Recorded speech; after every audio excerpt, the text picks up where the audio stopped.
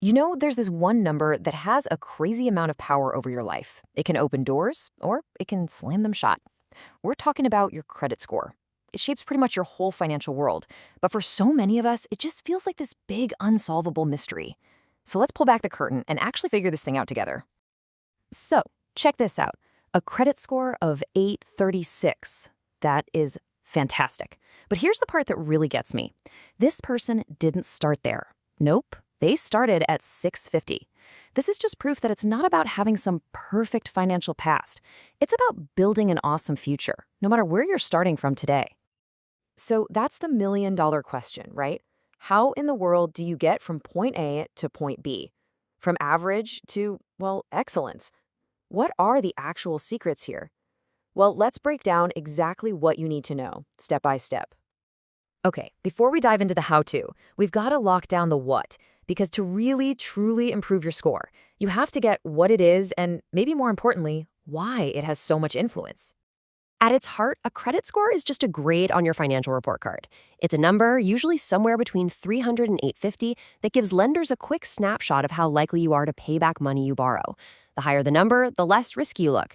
And that can mean getting way better interest rates on a car loan, a mortgage, getting approved for that apartment you want, or even landing certain jobs. Now, I know trying to figure out how this score is calculated can feel, well, kind of impossible. So let's make it easy. Think of your credit score like a recipe for a cake. There are 5 main ingredients, and each one has a different weight. If you get the proportions right, you end up with something amazing. And the most common recipe out there, the one most lenders use, is the FICO formula. So let's crack this thing open and see what the secret ingredients really are and how much of each one you actually need.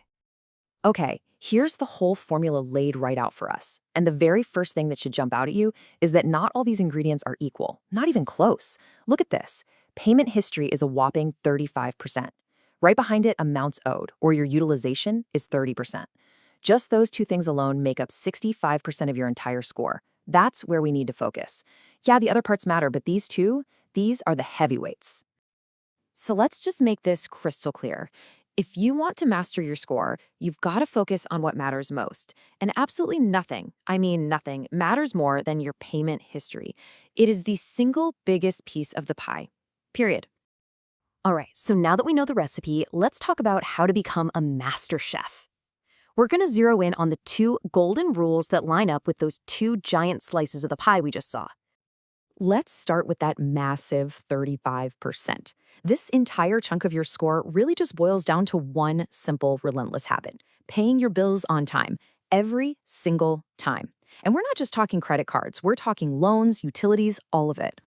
And you have to be consistent, because just one payment that's reported 30 days late can seriously hurt your score and then hang out on your report for years. So the number one rule of credit mastery is to build a flawless, perfect record of on-time payments. Okay, now for the second golden rule. This one makes up another huge 30% of your score, and it's all about something called credit utilization. So what on earth is credit utilization? It sounds complicated, but it's not, I promise. It's just the percentage of your available credit that you're actually using. So, for example, if you have a credit card with a $10,000 limit and you have a $2,000 balance on it, your utilization is 20%. Simple as that. And lenders watch this number like a hawk. So, what's the magic number you need to remember? It's this one, 30%. You want to keep your overall credit use below 30%. The second you start creeping above that, lenders see a little red flag. They start to worry you might be stretched too thin. Staying low shows them that you're in total control of your finances. So you see, once you know the recipe and you know the 2 golden rules, everything changes. It puts you in the driver's seat of your own financial life. This isn't about some complicated secret handshake. It's just about focused, consistent action. Okay, let's put this all together into a dead simple action plan. First, pay on time. Every time. Set up auto pay, put reminders in your phone, do whatever it takes to make it impossible to forget. Second, keep those balances low. Stay way, way below that 30% utilization line. And third, check your credit report for errors. Mistakes happen all the time, and finding and fixing one could be the fastest way to give your score a boost. If you master these 3 habits, you are on your way to an excellent score. You know, when it comes right down to it, this whole thing is about a really powerful idea. Mastering your credit score isn't just about trying to get a better loan. It's about taking control, creating options for yourself, and building a more secure financial future. So the only question left is, what's the first step you're going to take?